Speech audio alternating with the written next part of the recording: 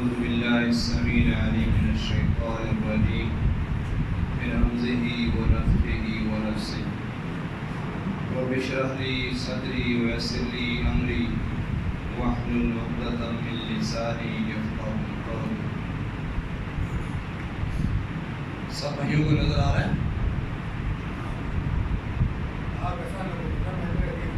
یہ دونوں بھائیوں کا ادھر قریب آ جائیں.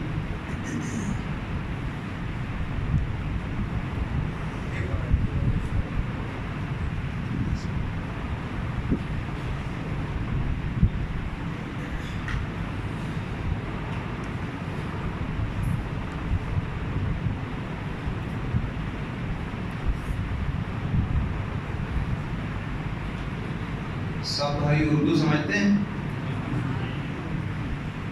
میری بڑی خواہش ہے کہ مجھے جلدی جلدی پشتو آ جائے تاکہ جو آپ کو اردو سننا پڑتی ہے اس سے جو ہے نا وہ یہ مشکلات کی آسان ہو جائے. تو میرے لیے دعا کریں.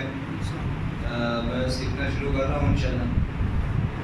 جب تک نہیں آتی تب تک برداشت کرنا ہے.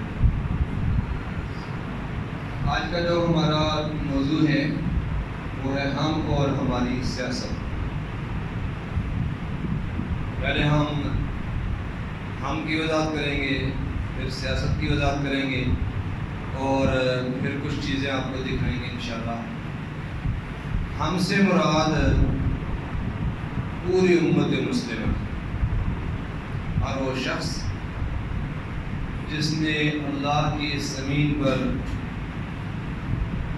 اللہ کی وحدانیت کا اور پیارے نبی محمد کریم صلی اللہ علیہ وآلہ وسلم کی آخری رسالت اور نبوت کا اقرار کیا ہے اور دل و جان سے اس کو قبول کیا ہے اور اپنے عمل سے اس پہ ثابت قدم ہے.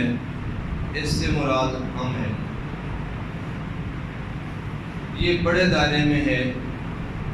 اگر ہم اس ہم کو پاکستان کی سطح پہ محدود کر کے دیکھیں تو اس سے مراد اس پاکستان میں رہنے والے 95-96% جو مسلمان ہیں یہ ہم ہیں. آج کا جو سب سے بڑا مسئلہ ہے وہ میں اور ہم کا ہے. سب سے بڑا مسئلہ کیا ہے؟ میں. یعنی 26 کروڑ لوگ ہیں یا 25 کروڑ لوگ ہیں تو وہ 25 کروڑ میں ہیں. 25 کروڑ لوگ ہم میں تبدیل نہیں ہیں. 25 کروڑ لوگ ہم میں تبدیل نہیں ہیں.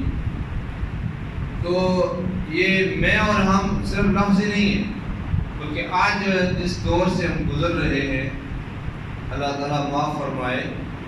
اور خاص طور پہ سیاسی حوالے سے جو آج ماحول بنا ہوا ہے اس ملک میں، ایک گھر میں لوگ ہم نہیں ہیں. ایک باپ جو ہے وہ کسی اور سیاسی جماعت کے ساتھ ہے، بیٹا کسی اور سیاسی جماعت کے ساتھ ہے، گھر والی کسی اور سیاسی جماعت کے ساتھ ہے اور جو خاوند ہے وہ کسی اور سیاسی جماعت.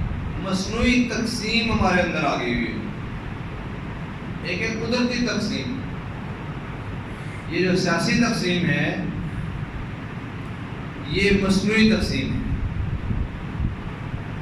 مثال کے طور پہ یہاں کے لوگ زیادہ پشتو بولتے ہیں، تھوڑا دور کے علاقے کے لوگ ہندکو بولتے ہیں. تو یہ ایک قدرتی تقسیم ہے زبان کی بنیاد پہ، علاقے کی بنیاد کے اوپر، اور یہ پہچان کے لیے ہوتی ہے.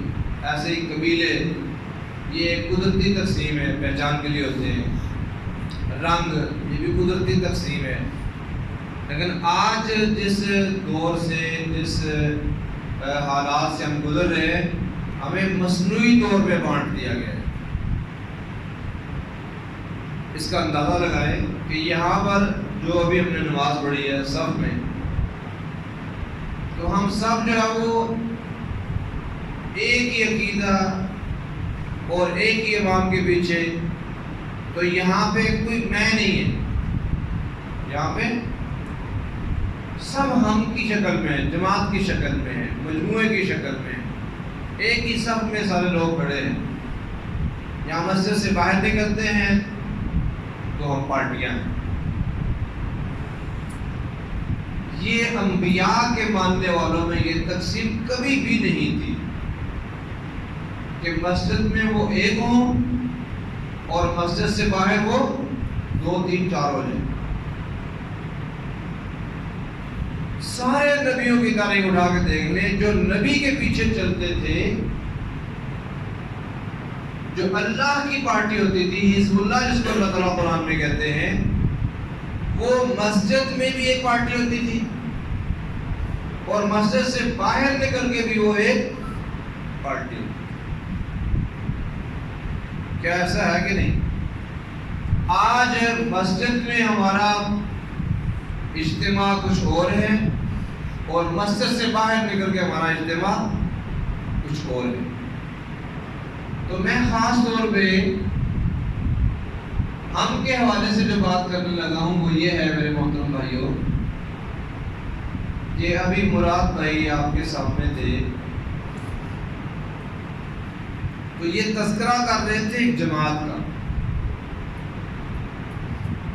جس جماعت کی جو بنیادیں ہیں وہ جہاد افغانستان سے جڑی ہوئی ہیں. وہ ایک بیرونی طاقت اور قوت کو اس خطے اور اس علاقے سے مار بگانے سے اس کا آغاز ہوتا ہے. پھر اللہ تعالیٰ ان کو توفیق عطا فرماتا ہے، وہ کشمیر کے اندر اپنا کام کرتے ہیں اور 10,000 سے زیادہ شہداء کی قربانیاں دینے والے ہیں. پھر اللہ تعالیٰ ان کو موقع عطا فرماتا ہے کہ اس وطن عزیز کے اندر جہاں کہیں کوئی سیلاب آتا ہے، کوئی طوفان آتا ہے، کوئی زلزلہ آتا ہے، کوئی بھی قدرت کی آفت آ جاتی ہے، تو یہ شہداء اور غازیوں کے وارث، یہ عقیدے والے اور یہ جہاد والے اور یہ نبی کی سنت سے پیار کرنے والے لوگ اپنوں کی خیرخواہی کے لیے تو زلزلوں میں، سیلابوں میں، خشک سالی میں پورے پاکستان کے اندر مشہور ہوئے کہ یہ لوگ خدمت کرنے والے ہیں. اور وہ وقت بھی آیا کہ جب سونامی، یہ جب امریکہ اور یورپ کے علاقوں میں سونامی کا معاملہ بنا تو ہمارے امیر محترم نے امریکہ کو اور یورپی ممالک کو خط لکھے کہ ہمارے پاس ٹرینڈ افراد موجود ہیں، اگر آپ لوگ پسند کریں تو ہم اپنے بچے آپ کو پیش کرنے کے لیے تیار ہیں، جو آپ کے علاقوں میں جا کے، آپ کے ملکوں میں جا کے آپ کے لوگوں کی خدمت کریں. یعنی ہم سے مراد وہ لوگ جو صرف مسلک کی لڑائی زبان کی بنیاد پہ نہیں، غیر مسلموں کے ساتھ بھی خیرخواہی کرنے والے، انسانیت کی بنیاد کے اوپر لوگوں کے ساتھ، یعنی اسلام سے بھی آگے بڑھ کر انسان کی خدمت کے لیے جذبے رکھنے والے. تو ہم سے مراد افغانستان اور کشمیر اور دنیا کے دیگر علاقوں میں جہاد کرنے والے اور پورے پاکستان کے اندر بغیر کسی مسلک مذہب کی تفریق کے، ہندوؤں کے بھی، عیسائیوں کے بھی، سکھوں کے بھی اور مسلمانوں کے تمام طبقات کی بلا تفریق خیرخواہی کرنے والے.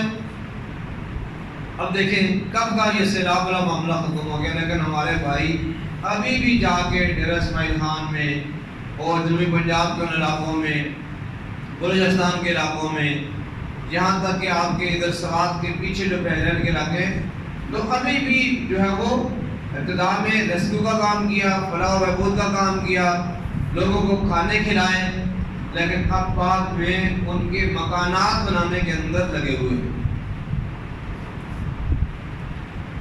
تو ہم سے مراد یہ لوگ ہیں. اب یہ لوگ جو ہیں جہاد سے خدمت اور خدمت سے سیاست میں آئے. فرق کیا پڑا؟ جب ہم جہاد کرتے تھے تو ہمارا دائرہ چھوٹا سا تھا، بہت تھوڑے دائرے میں تھے، چند ہزار لوگوں کے ساتھ ہمارا دین کا تعلق تھا۔ جو بندہ یعنی جان اور مال لے کے نہیں نکلتا تھا اس کی طرف ہم متوجہ نہیں ہوتے تھے، ہمارا دائرہ محدود تھا۔ جب خدمت کا کام اللہ تعالیٰ نے ہمیں توفیق عطا فرمائی تو ہمارا دائرہ بہت بڑا ہو گیا۔ پھر صرف کشمیر اور افغانستان نہیں، پھر پورا پاکستان، پھر جو ہے وہ چولستان، پھر بلوچستان، پھر سندھ، پھر کراچی، پھر سوات، کوہستان، جہاں کہیں کوئی مسلمان تکلیف میں ہے اور جتنی اللہ نے توفیق عطا فرمائی ہے اس کے ساتھ، تو دائرہ بہت دعوت کا وسیع ہو گیا، کھلا ہو گیا۔ اور بہت سارے وہ لوگ جو دین اسلام کے ساتھ محبت تو کرتے تھے لیکن عملاً اس کے اندر شریک نہیں تھے، اللہ تعالیٰ کی توفیق سے اللہ نے بے شمار ہندوؤں کو اس خدمت کی وجہ سے اسلام کی دولت سے نوازا۔ ان کے دل نرم ہوئے کہ یہ لوگ جو ہماری خدمت کرنے کے لیے آئے کتنے اچھے لوگ ہیں، تو کیوں نہ ان کا دین قبول کیا جائے۔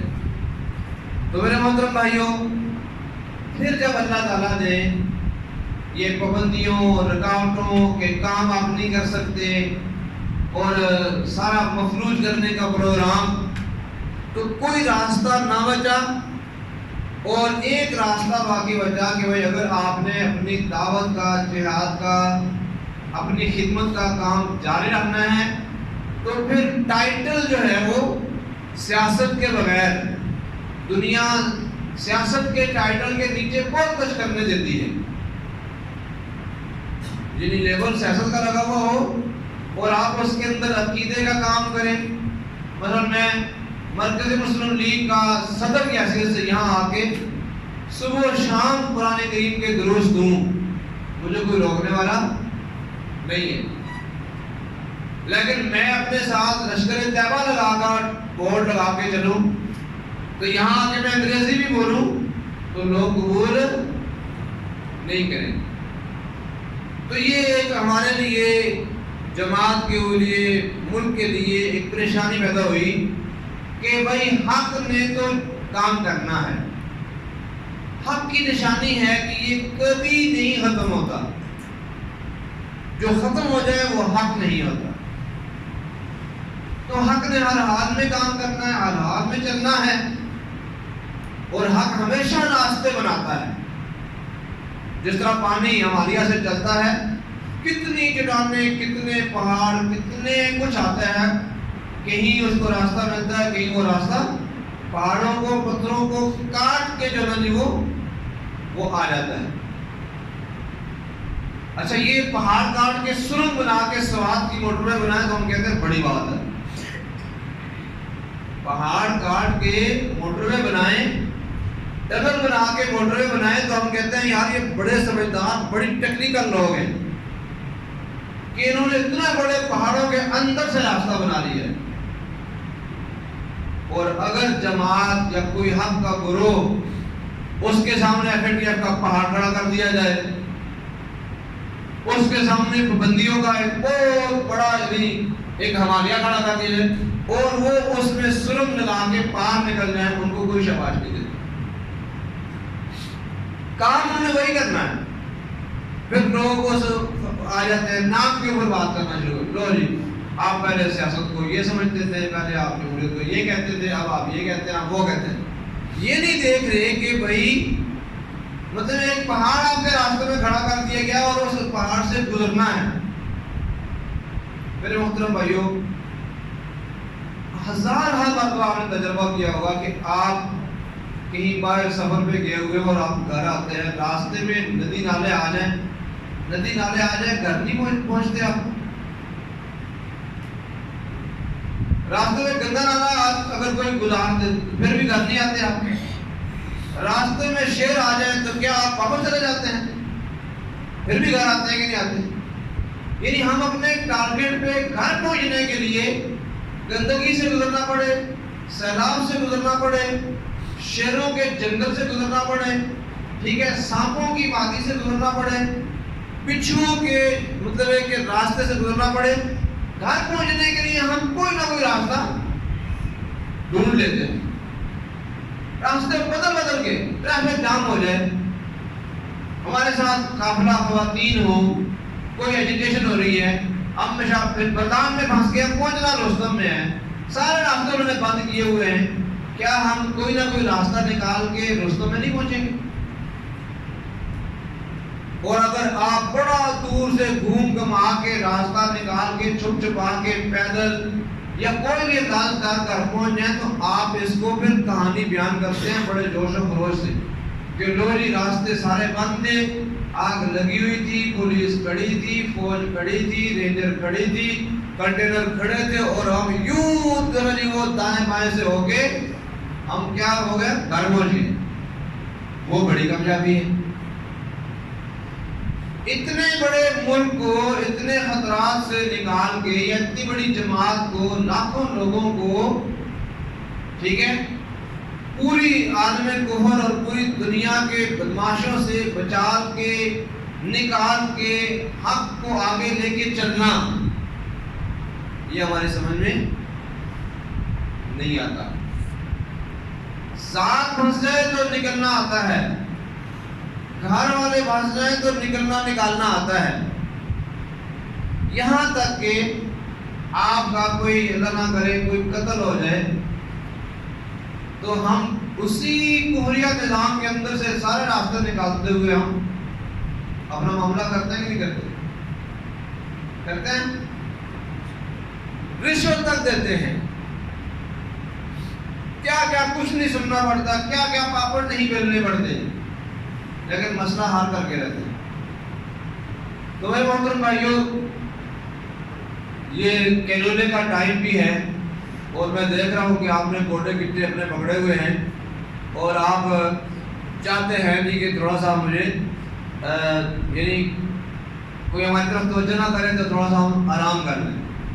تو آرام میں نے آپ کو اب کرنے، کیونکہ میں 5-6 گھنٹے کا بڑا لمبا سفر کر گیا ہوں، تو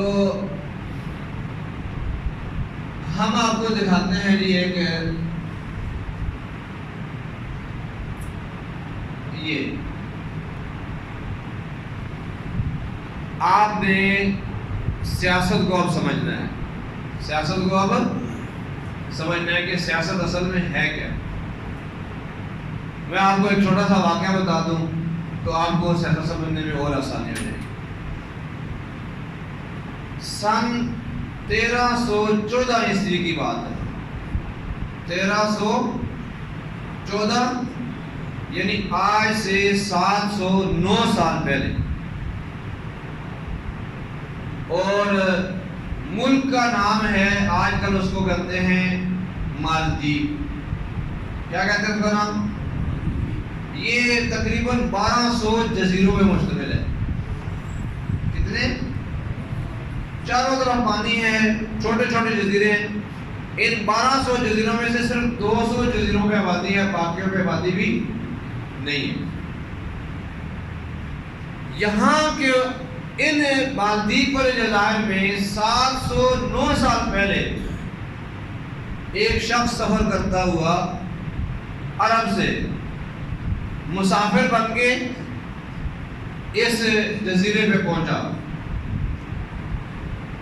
اور اس نے اس جزیرے کے اندر جو کچھ دن گزارے تو ایک خبر بڑی مشہور تھی، وہ یہ تھی کہ ان کے اس جزیرے پہ ایک عجیب سا ایک قانون بنا ہوا تھا اور عملاً جاری تھا۔ وہ قانون تھا کہ ہر روز ایک لڑکی جو ہے وہ قربان کرتے تھے۔ انہوں نے اپنا ایک وہ بنایا ہوا تھا، گردوارا سا، ایک عبادت گاہ بنائی ہوئی تھی، اور مشہور تھا کہ سمندر سے ایک عفریت، کوئی جن، کوئی بڑی ایک بلا سے آتی ہے، اور پورا وہ ڈال کے ایک عورت جو ہے وہ اس اپنے حجرے کے اندر رکھتے تھے رات کو، اور وہ عفریت آتا اور صبح جب لوگ جاتے تھے تو وہ مردہ پڑی ہوتی تھی، پھر اس کو جلا کے سمندر میں پھینک دیتے تھے۔ اور یوں ان کا یہ عقیدہ بنا ہوا تھا کہ جب تک ایک لڑکی قربان نہیں کریں گے تو ہمارا پورا ملک، پورا جزیرہ جو ہے وہ بچ نہیں سکتا۔ یہ ان کے ہاں ایک زمانے سے یہ سلسلہ چلا آ رہا تھا۔ تو یہ شخص جو عرب سے نکلا، اس نے جس دن دیکھا تو اس کے جہاں یہ ٹھہرا ہوا تھا وہاں پڑوس میں قرآن اندازی میں ایک بوڑھی عورت تھی، اس کی بچی کے نام قرآن نکلا تھا کہ آج کی رات یہ جو ایک بڑھیا ہے اس کی بچی کو جو ہے وہ وہاں پہ ڈالا جائے گا اور صبح وہ مردہ پائی جائے گی، پھر اس کو جلا کے اڑا دیا جائے گا، کیونکہ یہ بدھ مت کے پیروکار تھے۔ چنانچہ یہ جو شیخ تھے، یہ جو عالم تھا، اس عالم کا نام ہے ابو البرکات بربری۔ کیا نام ہے؟ ابو البرکات بربری۔ ان کو جب خبر ملی اور پتہ چلا کہ وہ بوڑھیا بہت پریشان ہے، اس کی ایک ہی بچی ہے اور آج اس کی بچی جو ہے وہ اس عفریت کے نام لگ جائے گی۔ یہ ان کے گھر میں گئے اور جا کے معلومات لی، بڑھیا بہت پریشان تھی، انہوں نے تسلی دی، لیکن تسلی کیسے آ سکتی ہے جس کو پتا ہو کہ آج میری جو ہے وہ گود کے اندر پلنے والی بچی آج ہمیشہ ہمیشہ کے لیے وہ مجھ سے جدا ہو جائے گی اور وہ ایک عفریت اور جن کے کھاتے میں چلی جائے گی۔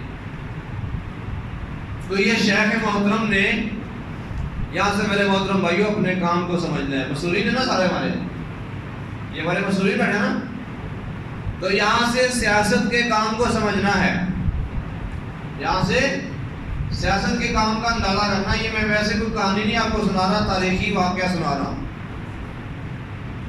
ابن بطوطہ نے اپنی الکتاب المناظر کے اندر اس کو نقل کیا ہے، یعنی یہ کوئی ایسے ویسی کہانی نہیں ہے، کسی عام ڈائجسٹ سے بنائی ہوئی نہیں ہے، تاریخ کا ایک واقعہ ہے۔ اور بڑھیا کو جا کے تسلی دی اور کہنے لگے کہ اگر آپ لوگ مجھے اجازت دیں اور آپ جو ہے حکومت کے ساتھ مل کے ہم آپس میں گٹھ چھوڑ کر کے یہ طے کر لیتے ہیں کہ آج کی رات جو ہے یہ اس عبادت گاہ میں چلا جاتا ہوں، رات آپ کی بچی نہ جائے، اس کی جگہ میں وہاں قربان ہو جاتا ہوں۔ میرے محترم بھائیوں، یہ سیاست جس دن ہم کو سمجھ میں آ گئی، میں نے کہا نا ہم اور ہماری سیاست، ایک ہے پی ٹی آئی کی سیاست، ایک ہے پی ڈی ایم کی سیاست، ایک ہے ہماری اسٹیبلشمنٹ کی سیاست، ایک ہے ہماری تمام سیاسی قوتوں کی سیاست، اور ایک سیاست ہماری ہے۔ تو میں یہ واقعہ آپ کو ہماری سیاست کے لیے بتا رہا ہوں۔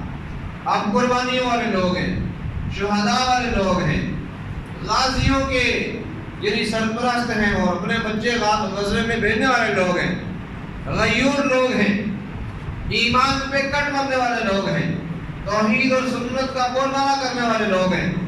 لہذا اپنی سیاست کو کبھی بھی، وہ بات کہتا نا، قیاس اپنی ملت کو اقوام مغرب پہ نہ کر، خاص ہے ترکیب میں قوم رسول ہاشمی۔ رسول ہاشمی کی قوم ایک خاص ترکیب میں ہے۔ تو ہماری سیاست، لفظ سیاست ہی بولا جائے گا، لیکن ہماری سیاست میں اور ان کی سیاست میں اتنا ہی فرق ہے جتنا زمین اور آسمان کے اندر فرق ہے۔ تو یہ شیخ ابو البرکات بربری کہتے ہیں کہ اماں جی آپ لوگ میرے اوپر اعتماد کریں، آج آپ کی بیٹی کی جگہ وہاں پہ قربانی دینے کے لیے میں جاؤں گا۔ انہوں نے کہا کہ اگر ہمارے حکمرانوں کو پتہ چل گیا اور کوئی معاملہ گڑبڑ ہو گیا اور وہ جن عفریت جو ہے وہ ناراض ہو گیا اور اس نے یہ آپ کی قربانی قبول نہ کی کہ ہمیں تو عورت ہی چاہیے، تو ہمارا تو پورا ملک چل جائے گا اور پھر ہمارا کچھ بھی نہیں بچے گا۔ یہ خوف کے سائے، یہ عفریت کا ایک خوف۔ تو انہوں نے کہا آپ تسلی رکھیں، انشاءاللہ آپ کو کچھ نہیں ہوگا، آپ اس کو راز میں رکھیں، پھر صبح انشاءاللہ دیکھیں گے کیا ہوتا ہے۔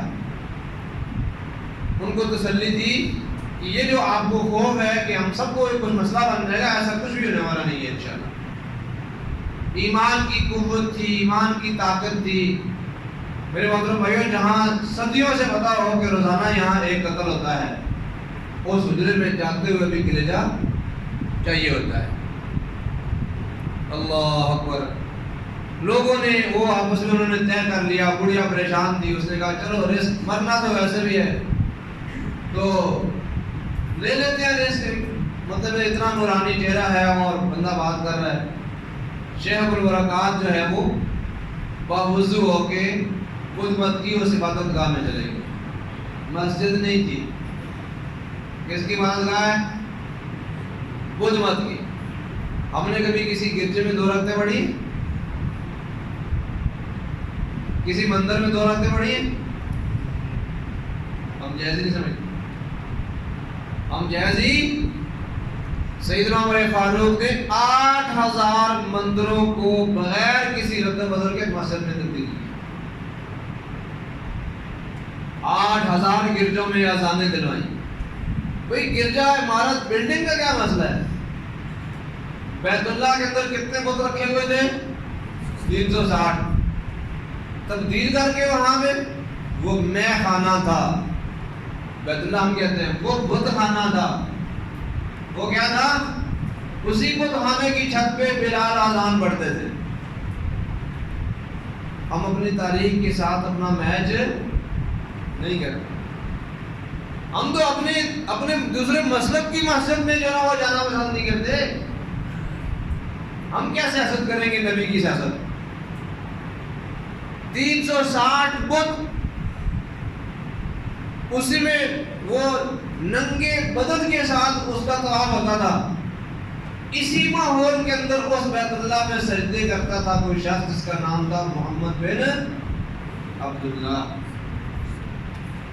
360 بتوں کو برداشت کیا جا رہا ہے، ننگے طواف کو برداشت کیا جا رہا ہے، بت خانہ اور میخانہ بنا ہوا ہے آپ کے بابا کا بنایا ہوا اللہ کا گھر۔ کیا بصیرت ہے، کیا سیاست ہے، کیا حکمت ہے، کیا مطلب ہے کہ تعلیم، کیا تربیت دے رہے ہیں۔ 13 سال پورے ایسے ہی رہا کہ نہیں؟ 13 سال بیت اللہ میں بت ہیں، توحید چل رہی ہے کہ نہیں چل رہی؟ رسالت جگمگا رہی ہے کہ نہیں جگمگا رہی؟ جی پھر ہجرت کر کے چلے گئے ہیں۔ کیا ابھی اتنے نہیں تھے کہ وہ رات کو حملہ کر کے بت کو سارے نکال دیتے؟ کیوں نہیں نکالے؟ جب عمر فاروق بھی اوپر چھت پہ آزاد دلوا رہے ہیں تو بت نیچے بت رکھے ہوں، اوپر اذان ہوتی ہے۔ یار تھوڑا سا رستم کے شیخ الاسلام رستمی کا علاقہ ہے، علماء کا علاقہ ہے، کوئی فتوی جاری کر دو یار۔ نیچے بت ہیں، اوپر بلال اذان دے رہے ہیں، یہ اذان ٹھیک ہے؟ شک میں ہے جی، ٹھیک ہے؟ اور بت اندر پڑے ہوئے ہیں اور اس کے روپ پہ نماز پڑھنا،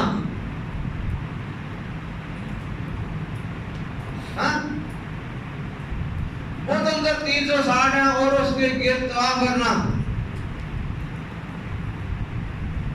بولتے نہیں؟ صحیح ہے؟ جائز ہے؟ نہیں ہے؟ تو 13 سال نبی علیہ السلام نے تو یہی کیا۔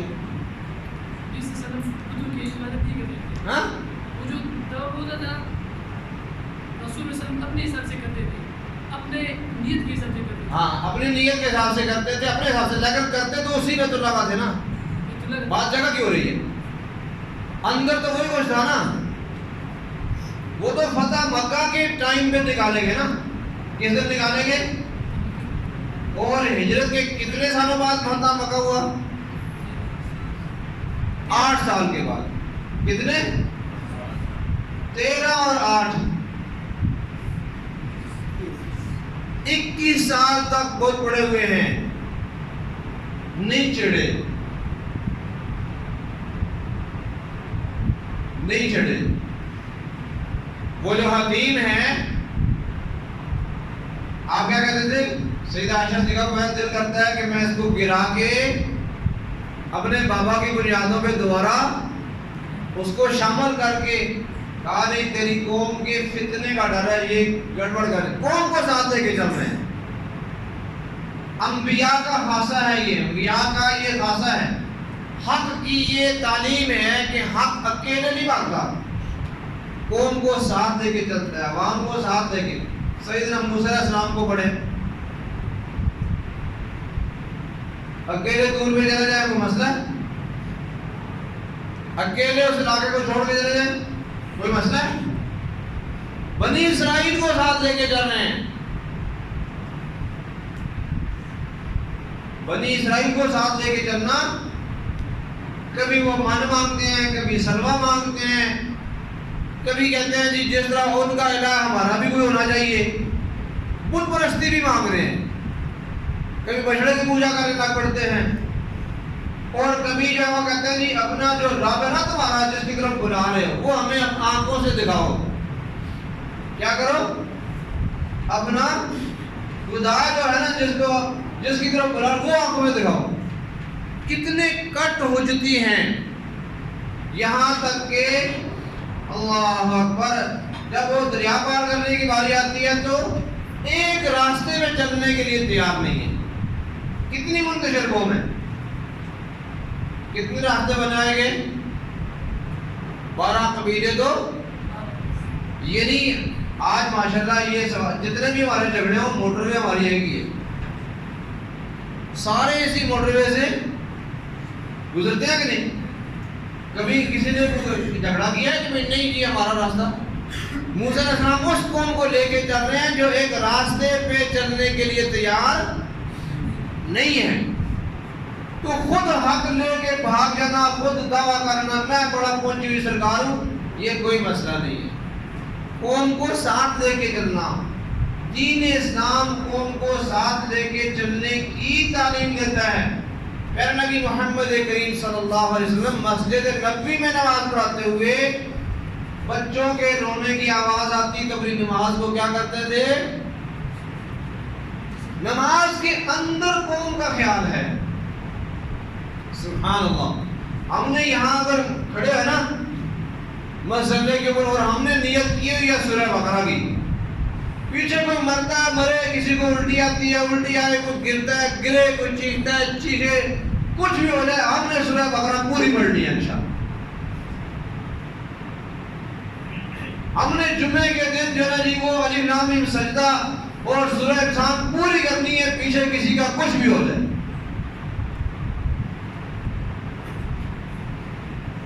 پیچھے جو مرضی ہوتا رہے ہم نے اپنی پڑھنی.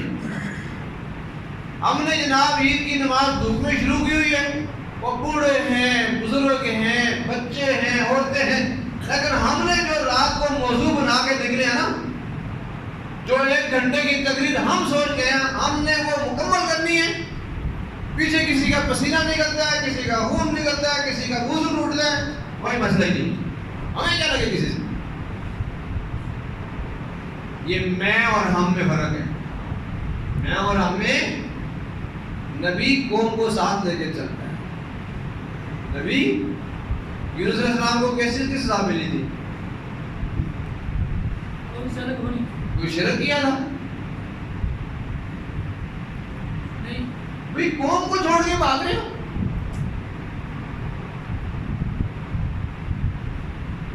مچھلی کے پیٹ میں زیادہ ہل گیا, رات کا اندھیرا, پانی کا اندھیرا, پھر مچھلی کے پیٹ کا اندھیرا, 3 اندھیروں میں جا کے پھر سمجھ میں آئی بات. کیا کہتے ہیں؟ لا الہ الا انت. اللہ تعالیٰ نے کہا کہ سبحان اللہ, اگر تو یہ کلمہ نہ پڑھتا, یہ رجوع نہ کرتا, غلطی کا اعتراف نہ کرتا, تو قیامت تک مچھلی کے پیٹ میں ہی رہتا. آج مجھے بتاؤ کون ہے وہ عالم؟ ایک ہے مسائل کی رعایت کر کے چلنا. مسئلہ کیا ہے؟ اور ایک ہے قوم کی رعایت کر کے چلنا، اپنی جماعت کی رعایت کر کے چلنا۔ ہم کس کے ساتھ چلتے ہیں جی؟ ہم کس کے ساتھ چلتے ہیں؟ اللہ نے دین ہی ایسا بھیجا ہے کہ یہاں پہ نماز پڑھ لو تو پوری پڑھ لو، اگر آپ کو پشاور جانا پڑ گیا تو اللہ نے دین کو کیا کر دیا؟ آدھی کر، پہلے جمع کر بعد جمع کر۔ جنگ کی حالت ہے، خوف ہے، اور کم کر دی، رعایت کرتا ہے نہیں؟ اللہ تعالیٰ تو ہمارے سفر کی بھی رعایت رکھتا ہے۔ عورتوں کے مسائل میں کتنی رعایت ہے، نماز معاف کر دی، روزوں کی چھٹی دے دی، کہ بچے ہیں ان کے ساتھ، ٹھیک ہے تم بعد میں رکھ لینا، دودھ پلانے والی ہے اس کے ساتھ رعایت کر دی۔ اتنا خوبصورت دین، اتنا شاندار دین کہ یہ دین اترا ہی ان لوگوں کے لیے آسانی۔ اور نبی اسلام کا فرمان ہے یسروا ولا تعسروا، حکم ہے بشروا ولا تنفروا، بشارتیں سناؤ نفرتیں، لوگوں کو ڈراؤ نہیں، لوگوں کو دین سے دور نہیں کرو، بشارتیں سناؤ، خوشخبریاں سناؤ۔ ابوبکر فی الجنہ، عمر فی الجنہ، عثمان فی الجنہ، علی فی الجنہ، طلحہ فی الجنہ، زبیر فی الجنہ۔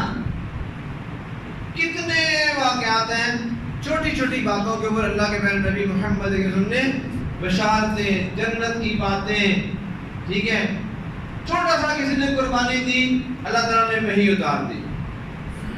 وَيُؤْثِرُونَ عَلَىٰ أَنفُسِهِمْ وَلَوْ كَانَ بِهِمْ، مہمان کو رات کو کھانا کھلایا، خود بھوکے رہے، مہمان کو کھانا کھلایا، اللہ نے قرآن اتار دیا، اللہ نے قرآن اتار دیا، سبحان اللہ۔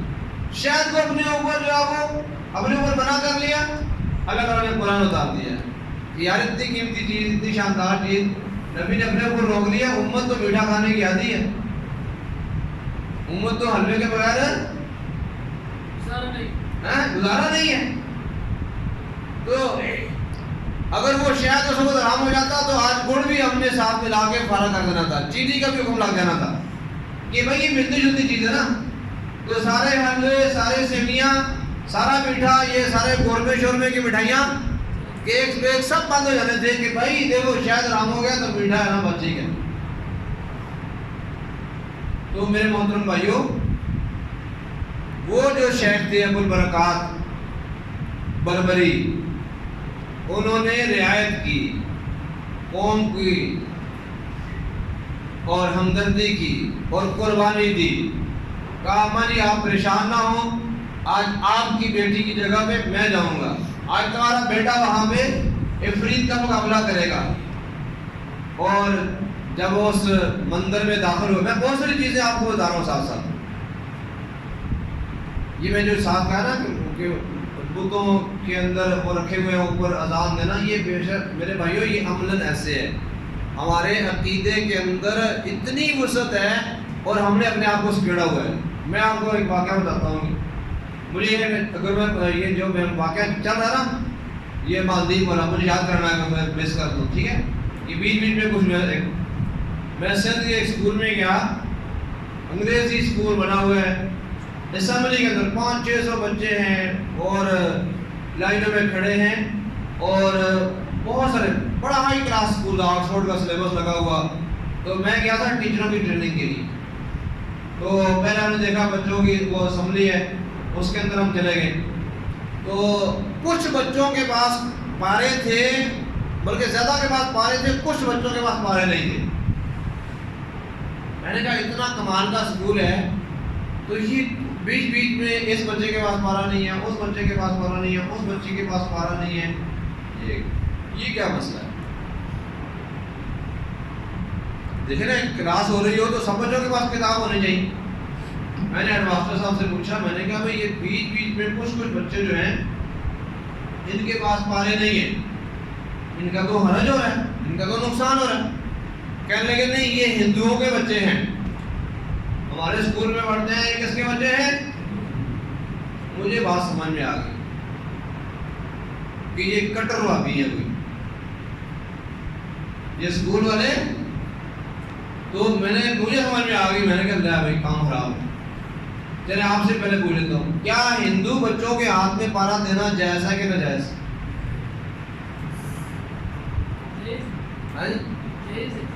دے سکتے ہیں؟ دل نہیں مانتا ہمارا. ہندو کا نام آئے تو ہمارا دل مانتا. تو یہ قرآن اترا ہی ہندو کے لیے. تو ظالموں کدھر سے کدھر اسلام کو پہنچا دیا ہم نے. کیا تنگ نظری بنا لی ہے ہم نے. اور دعوت کا میدان اور ہوتا ہے، جنگ کا میدان اور ہوتا ہے. میدان بدلنے سے احکام بدلتے ہیں، میدان بدلنے سے احکام بدلتے ہیں، حالات بدلنے سے احکام بدلتے ہیں. موسم بدلنے سے کپڑے بدلتے ہیں کہ نہیں؟ آپ کے لوگ 6 مہینے سے آپ نے پتلا کپڑا پہنا ہوا تھا، اب آپ نے گرم پہن لیا ہے، موقف چینج ہو گیا. موقف نہیں چینج ہوا، موسم چینج ہوا ہے. موقف چینج، موسم چینج ہوا ہے، حالات چینج ہوئے ہیں. اور عقل مند بندہ وہی ہوتا ہے جو حالات کی مناسبت کے ساتھ، اور اللہ کا قرآن جو موسموں کو بدلتا ہے وہ کہتا ہے تلک الایام نداولها. ہم یہ حالات بدلتے ہیں بھائی. یہ حالات کون بدلتا ہے؟ آج ہم کس کو کہتے ہیں؟ یہ اسٹیبلشمنٹ بدلتی ہے. کون سا بندہ ہے جو آج کل یہ ان دنوں میں یہ نہ کہے پاکستان کے حالات اسٹیبلشمنٹ بدل رہی ہے؟ کس کا عقیدہ نہیں ہے؟ پاکستان کے جو حالات 9 مئی سے پہلے اور 9 مئی کے بعد اسٹیبلشمنٹ میں بدلے ہیں یا آسمان والے میں بدلے ہیں؟ بتائیں نا. تو تبصرے کیا ہوتے ہیں؟ قل اللہم مالک الملک تؤتی الملک من تشاء وتنزع الملک ممن تشاء. عمران کو کرسی پہ کیسے بٹھایا تھا؟ اتارا کیسے ہے؟ اور ہم کیا پڑھتے ہیں خبروں میں؟ مجھے کیوں نکالا، مجھے کیوں اتارا. یہ آپ کا کفریہ میڈیا ہے. اور سن کے روز ہمارے عقیدے خراب ہو گئے ہوئے ہیں. ہمارے عقیدے، ایک پتا بھی اللہ کے حکم کے بغیر نہیں ہلتا. ایک پتا بھی اللہ کے حکم کے بغیر نہیں ہلتا. ماں کے پیٹ کے اندر اللہ اس بندے کو کے سارے نظام کو چلا رہا ہے. تو ایک بندے کے ساتھ کتنا اللہ کا نظام، اس کے ساتھ رشتے مقرر کیے ہوئے ہیں. اس کے صبح شام کی رپورٹ جاتی ہے. 24 کروڑ لوگوں کا ملک اور اس کا نظام اللہ کے بغیر چینج ہو رہا ہے. 24 کروڑ لوگوں کا ملک اللہ کے بغیر ہو سکتا ہے؟ لیکن ہمارے سارے تبصرے بالکل ہو رہے ہیں. تو میرے محترم بھائیوں، میں نے پرنسپل صاحب سے پوچھا کہ یہ بچے ان کے پاس پارے کیوں نہیں ہیں؟ تو کیا کہا گیا؟ یہ ہندو ہے. جب ہمارے اسٹاف کی میٹنگ ہوئی نا تو میں نے وہ قرآن پاک ان کا منگوایا. میں نے کہا قرآن پاک لے گیا. وہ بڑا نفیس سا قرآن پاک تھا. میں نے کہا یہ جو قرآن پاک ہے یہ آپ یہ ہندو بچوں کو دے سکتے ہیں؟ کہتے ہیں نہیں. ہندو بچوں کو ہم قرآن پاک ہاتھ لگانے کے لیے کیوں؟ دلیل کیا ہے؟ لا یمسہ الا. کیا بات ہے؟ ہر بندہ فقیہ ہے، ہر بندہ فقیہ ہے، ہر بندہ مفتی ہے کہ اس کو ناپاک لوگ نہیں چھو سکتے، تو ہندو ناپاک ہے. میں نے کہا یہ کاغذ جو ہے یہ پیرس میں بنایا گیا. کاغذ جو ہے یہ بنانے والا کون ہے؟ عیسائی. جرمن کی مشینوں پہ یہ چھپا ہے. جرمنی جس مشین سے یہ کاغذ گزرا ہے وہ بھی عیسائی کی. ٹھیک ہے. اس کی کٹنگ کرنے والا بھی غیر مسلم، کاغذ بنانے والا غیر مسلم. اس کی سیاہی جو تنکا کی آتی ہے وہ فلاں ملک سے آتی ہے. میں نے کہا کاغذ غیر مسلم کا، سیاہی غیر مسلم کی، پرنٹنگ مشین غیر مسلم کی، اس کو چھاپنے والی ٹیکنالوجی غیر مسلم کی، اس کی جو ہے نا وہ کور بنانے والا غیر مسلم، سارے کام کٹنگ بائنڈنگ اس کو لوڈ کرنے والا غیر مسلم، ٹھیک ہے، ٹرکوں میں لاد کے لانے والا سارا کچھ، لیکن غیر مسلم کو اب ہمارے پاس پہنچا تو کسی غیر مسلم کو ہاتھ لگانے کے لیے دینے کے لیے تیار ہے۔ یہ ہماری بصیرت ہے دین کی۔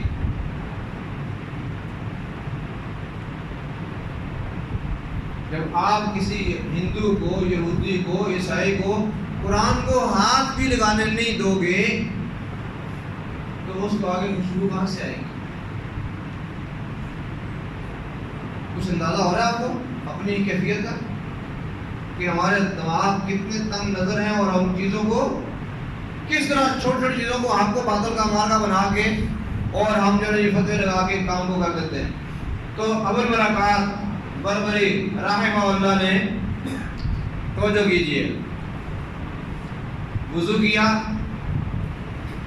اور 2 رکعتیں پڑھی، اس جا کے بدھ مت کی عبادت گاہ کے اندر بدھ مت کی، وضو کر کے گئے قبلہ رخ، وہاں جتنا معلوم ہو سکتا تھا ڈھونڈ کے 2 رکعتیں پڑھی اور اپنے رب کے سامنے ڈٹ کے قرآن پڑھا، اذکار کیے، قرآن پڑھتے گئے اور کہنے لگے مالک تیرا یہ بندہ آج اس جزیرے میں جہاں ہزاروں لاکھوں کروڑوں بتوں کی پوجا ہوتی ہے، یہ بدھ مت کے اندر بھی سارا یہی سارا جتنے بھی آپ یہ آپ سارے کے دماغ دیکھیں تو سارے وہ بدھا کا بت اور یہ اور وہ سارا یہ ساری بت پرستی والی قوم ہے۔ تو کہنے لگے مالک مجھے تو پتا ہے بڑے سے بڑا عفریت آ جائے، بڑے سے بڑا جن آ جائے، شیطان خود بھی آ جائے، تیرا یہ قرآن جہاں پڑھا جاتا ہو، تیرے نبی کی جہاں نماز پڑھی جاتی ہو، وہاں جن کا کیا کام، وہاں عفریت کا کیا کام؟ تو ساری رات ماشاءاللہ عبادت میں گزاری، وہ عفریت آیا اور جب دیکھا کہ یہاں تو اللہ کا قرآن جگمگا رہا، یہاں تو ایک مسلمان جو ہے وہ ٹھہرا ہوا ہے، یہاں تو نماز ادا ہو رہی ہے، یہاں تو اذکار ہو رہے ہیں، تو وہ وہیں سے واپس چلا گیا اور ہمیشہ ہمیشہ کے لیے واپس چلا گیا۔ سبحان اللہ۔ صدیوں سے ہر روز وہ ایک عورت کو نکلتا تھا، تو جہاں قرآن آیا، جہاں نبی کا فرمان آیا اور جہاں مسلمان آیا، جب لوگ صبح گئے تو وہ اس نیت سے گئے تھے کہ آگے ڈیڈ باڈی پڑی ہوئی ہوگی اور ہم اس کو جلائیں گے اور جلا کے اس کو پھر ہم بہائیں گے پانی میں۔ آگے دیکھا تو وہ اللہ کا بندہ پھر اپنے اذکار میں مصروف تھا اور زندہ تھا۔ لوگوں نے تو پیر بنا لیا تھا، اس کو اٹھایا اور جناب خبر جنگل کی آگ کی طرح پھیل گئی اور بادشاہ سلامت کو خبر پہنچی کہ بھائی آج وہ جو بچی تھی اس کی جگہ پہ کوئی عرب کی سرزمین سے کوئی عالم کوئی بندہ آیا ہے اور اپنے آپ کو مسلمان کہتا ہے اور اس کے پاس کوئی دم درود ہے، کوئی چیز ایسی ہے، ٹھیک ہے، تو وہ جو نا جی وہ معاملہ ہمارا جو تھا وہ جو ہر روز ایک بچی ہمیں پیش کرنی پڑتی تھی، اتنی بڑی مصیبت، تو وہ جن بھاگ کے آیا، فرید بھاگ کے آیا اور جناب سارا معاملہ تو بڑے پروٹوکول کے ساتھ بادشاہ صاحب کے پاس پیش کیا۔ بادشاہ صاحب نے پوچھا کیا ہے، تو پھر اعوذ باللہ السمیع العلیم من الشیطان الرجیم تلاوت شروع کر۔ کہنے لگے یہ کوئی میری کرامت نہیں ہے، یہ کوئی میرا مطلب ہے کہ وہ چیز نہیں ہے، یہ آسمانوں سے اترا ہوا کلام ہے جو پہلے نبی محمد کریم صلی اللہ علیہ وسلم لے کے آئے، تو یہ اس کی برکت ہے، یہ میرے رب کی برکت ہے، یہ میرے نبی کے دین کی برکت ہے، اس میں میرا کچھ بھی۔ میرے محترم بھائیوں، میں آج بھی پڑھ رہا تھا مالدیپ کی تاریخ کو، 2 مہینوں کے اندر اندر سارا مالدیپ بدھ مت سے توبہ کر کے دارا اسلام ہے۔ آج دنیا کا واحد ملک ہے جس میں کوئی بھی شخص غیر مسلم وہاں پہ رہ ہی نہیں سکتا، اس کو شہریت ملنے کی شرط ہی مالدیپ میں کیا ہے کہ اسلام قبول کرو۔ یہ بدھ مت کا جزیرہ، یہ بتوں کے پجاری، یہ اسلام میں داخل ہوئے بعد میں، پہلے کوئی ان کے بت خانے میں داخل ہو جائے، پہلے کوئی ان کے. آج ہم نے فاصلہ کیا ہوا ہے، یہ شیعہ ہے، یہ سنی ہے، یہ بریلوی ہے، یہ حیاتی ہے، یہ موادی ہے، یہ فلاں ہے، یہ فلاں ہے، یہ احمدی ہے، یہ عیسائی ہے، یہ ہندو ہے. ہمارے پاس حق نہیں ہے. صحیح بات، حق تو آیا ہی اندھیروں کو ختم کرنے کے لیے. آپ کا کیا کام ہوتا ہے؟ مطلب آپ کے پاس ٹارچ ہو اور آپ کہیں کہ نہیں میں نے اندھیرے میں لے کے نہیں جانی. ٹارچ ہو اور آپ نے کیا کہنا ہے کہ میں نے اس کو اندھیرے میں لے کے نہیں جانی. ٹارچ منع ہے بھائی، روشنی کو اندھیرے میں نہیں جا سکتے. آج ہماری کیفیت یہ ہے، حق ہے باطل کے سامنے جانے کے لیے تیار کہ جو لوگ اسمبلیوں میں بیٹھے ہوئے ہیں، یہ جو لوگ جو نا بینکوں میں بیٹھے ہوئے ہیں، یہ آپ کی اسٹیبلشمنٹ، یہ آپ کے سیاسی لوگ، یہ آپ کے کاروباری لوگ، یہ تاجر لوگ، یہ زمیندار لوگ جو دین سے دور ہیں، ٹھیک ہے، ان کے اندر یعنی دین والی باتیں ہی کوئی نہیں ہیں، عقیدے ان کے خلاف ہیں، عیسائی اور یہودی ان کو اپنا اعلیٰ کار آرام سے بنا لیتے ہیں. ان لوگوں کے پاس کون جائے گا؟ بتائیے نا. ٹارچ کس کے پاس ہے؟ ہم اپنی ٹارچ کفر کی طرف روشنی کرنے کے لیے استعمال. کوئی ہے ایسا عالم جو آپ سب کو کہے کہ ماشاءاللہ اللہ نے آپ کو توحید دی ہے، نکلو سارے کے سارے اس علاقے کی طرف جہاں توحید نہیں ہے، اندھیرا یہ اندھیرا ہے، اب ہم سب مل کے جاتے ہیں اور وہاں روشنی کرتے ہیں.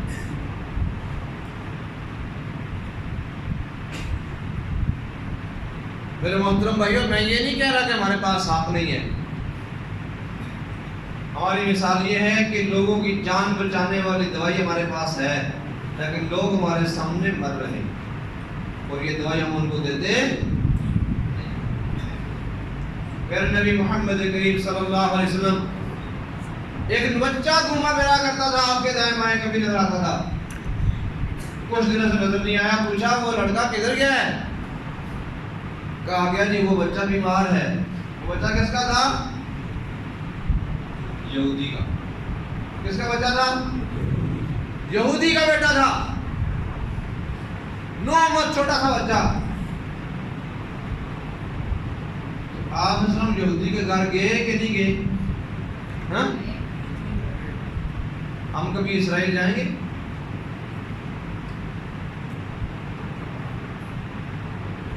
کیوں جی؟ جائز بھی ہے کہ نہیں؟ ہاں؟ اسرائیل جانا جائز ہے یار. ایک تو رات میں آپ کی ٹیم بولتی نہیں ہے. کدھر ہے اپنا اب ساتھ رہی کون سوئی ہوئی ہے؟ ہاں، میرا خیال ہے آپ نے نا ان کو نا کھانے کا ٹائم بتایا جلدی، اور کھانے کی جگہ آپ نے مجھے کھڑا کیا ہوا ہے. سچ یہی ہے نا؟ مجھے آپ بات سمجھ آ رہی ہے تھوڑی تھوڑی. آپ نے لوگوں کو جمع کیا ہے کہ بھائی انشاءاللہ زور کی نماز ہوگی، آدھا پونا گھنٹہ درس ہوگا، تو انشاءاللہ ٹھیک ہے 1-1.5 بجے آپ کا جناب دسترخوان لگ جائے گا. تو یہ ان کے ساتھ بھائی گیم ہو گئی ہے. بھائی میں نے تو انشاءاللہ عصر کی نماز کے بعد آپ کو کھانے کے لیے چھوڑنا ہے.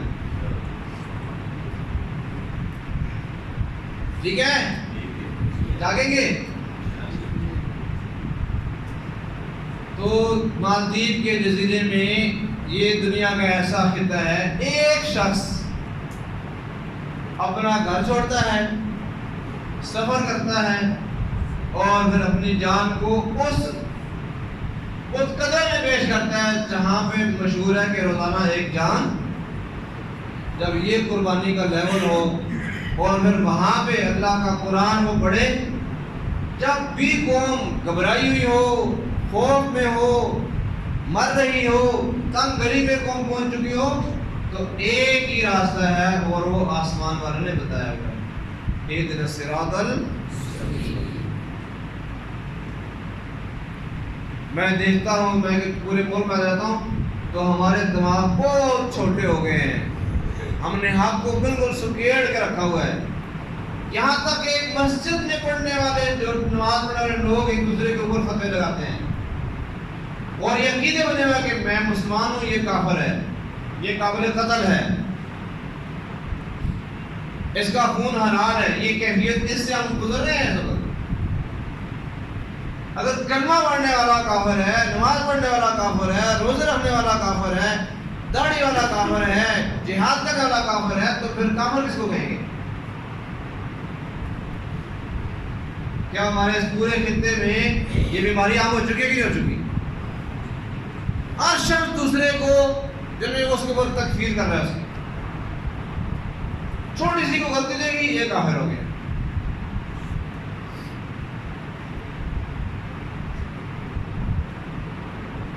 ڈاکٹر ذاکر نائک ایسا بندہ دیکھو کہاں روشنی پھیلا رہا ہے،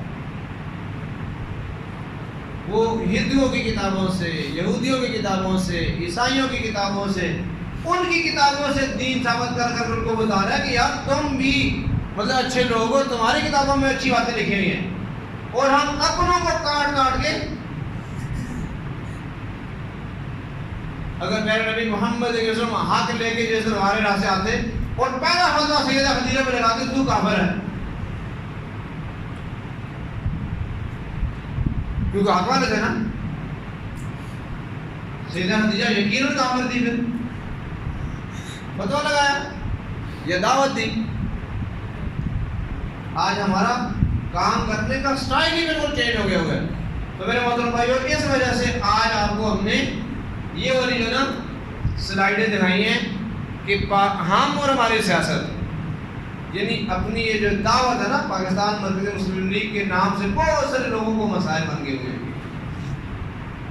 حق وہی ہے، لوگ وہی ہیں، راستہ وہی ہے، باتیں وہی ہیں، کام وہی ہے، تو لیبل پہ نہ جاؤ۔ لیبل تو ہم نے 10 چینج کیے ہیں، کبھی مرکز دعویٰ ارشاد ہوتا تھا، کبھی لشکر طیبہ ہوتا تھا، کبھی جماعت الدعویٰ ہوتا تھا، کبھی کیا ہوتا تھا، کبھی کیا ہوتا تھا، لوگ وہی ہیں، کام وہی ہے۔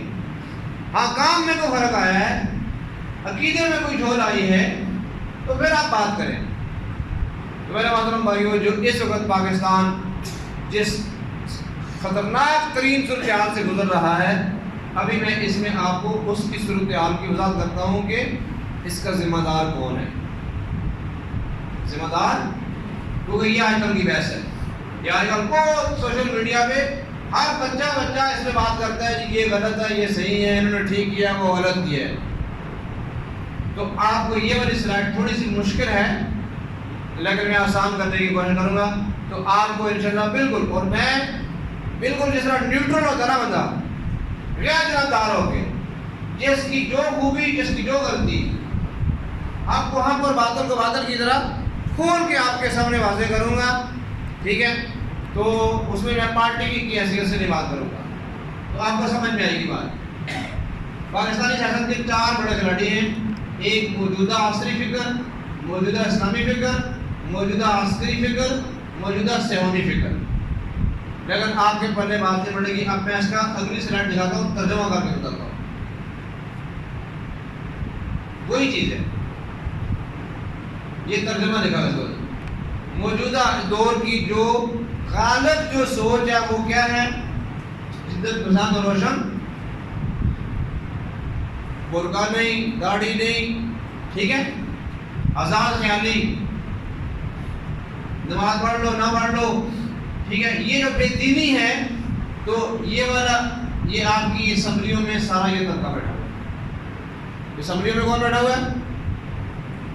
آپ کی چھوٹی اسمبلیاں ہوں یا بڑی اسمبلیاں ہوں، سارے کے سارے بزنس مین، بڑے تاجر، امپورٹر ایکسپورٹر، بڑے جاگیردار، بڑے جو یعنی قبائلی سردار، ٹھیک ہے، بڑے معیشت پہ قبضہ کرنے والے، بڑی زمینوں کے مالک، بڑے چودھری، بڑے خان، یہ سارے یہ کہاں بیٹھے ہوئے ہیں اس وقت؟ اسمبلیوں میں۔ یہ ایک آپ کی سیاست کا ایک طبقہ یہ ہے، اور ان کی سوچ دین سے بالکل بغاوت والی سوچ ہے مسلمان لیکن دین پسند نہیں کرتے، بلکہ دین کے ساتھ دشمنی ہے ان کی، اور غیروں کے قوانین پاس کرتے ہیں، ادھر سے جھنڈا آتا ہے، قرضے لیتے ہیں، جھگڑے ہوئے ہیں اور ان کے ٹھپے لگا کے کام چلا رہے ہیں۔ تو ایک آپ کی سیاست کا پلر، ایک آپ کی سیاست کا کھلاڑی یہ ہے۔ دوسرا ہے یہ آپ کے ملا حضرات، آپ کے علماء حضرات، یہ سب کو جمع کر کے میں بات کر رہا ہوں، کوئی ایک فرقے کی بات نہیں کر رہے، کتنے؟ سب کے سب، جس کا کے اوپر بھی جو مسجد میں آتا ہے نا، یہ سمجھو کہ یہ میں اس کی بات کر رہا ہوں، داڑھی ہے یا نہیں ہے، برقع اس کے گھر والے کرتے ہیں نہیں کرتے ہیں، لیکن نماز روزے سے جڑے ہوئے ہیں، مسجد سے جڑے ہوئے ہیں، ٹھیک ہے؟ تو یہ ساری اسلامی فکر، یہ ساری اسلامی فکر، اس کے اوپر جو لیبل لگا ہوا ہو گیا ہے، یہ بنیاد پرست ہے اور دہشت گرد ہے۔ میری 50 سال عمر ہے، 30 سال پہلے جب ہم گاڑیوں میں سفر کرتے تھے تو مونچھوں والا جو بندہ ہوتا تھا نا، اس کو ناکے پہ روک لیتے تھے کہ صاحب ادھر ذرا سائڈ پہ آؤ، اس کی چیکنگ ہوتی تھی، اور داڑھی والے اور برقعے والے کو کہتے تھے آپ جاؤ، سلام ہے آپ کو، صوفی صاحب جائیں، مولوی صاحب جائیں، بزرگوں آپ جائیں، آپ لے کر جائیں۔ مونچھوں والا بدماش، اس کو روکتے تھے ناکے پہ۔ آج کس کو روکتے ہیں؟ تبدیلی آئی کہ نہیں آئی؟ اس کو کہتے ہیں اصل تبدیلی۔ یہ 2018 سے پہلے کی آئی ہوئی ہے، یہ مشرف صاحب کے دور کی آئی ہوئی ہے، یہ بہت پرانی تبدیلی۔ آپ یہ جو چھوٹی سی ڈگڈگی ہے نا، یہ چھوڑیں، اب تو یہ تبدیلی بھی تبدیل ہو گئی ہے نا، اب تو تبدیلی بھی تبدیل ہو گئی ہے۔ تو یہ اصل تبدیلی یہ ہے، تو یہ سارے لوگوں کے اوپر حالانکہ اسلام سلامتی سے ہے، ایمان امن سے ہے، اور لیبل ان پہ کیا ہے؟ لیبل کیا ہے ان پہ؟ دہشت گردی کا۔ سچ بتاؤ، دل سے بتاؤ، یہ دہشت گرد ہیں یا نہیں؟ سوال ہے مشکل، یہ دہشت گرد ہیں کہ نہیں؟ 50% تقریباً 10%۔ ہاں جی، اور جی یہ 100% دہشت گرد ہے، یہ 100% دہشت گرد ہے۔ پہلے ان کی دہشت سے انڈیا ڈرتا تھا، پہلے ان کی دہشت امریکہ پہ ہوتی تھی، پہلے ان کی دہشت اسرائیل پہ ہوتی تھی، جس طرح پہلے نبی محمد 1 مہینے کی مسافت پہ لوگ ڈرتے تھے۔ دہشت تھی کہ نہیں اللہ کے رسول کی؟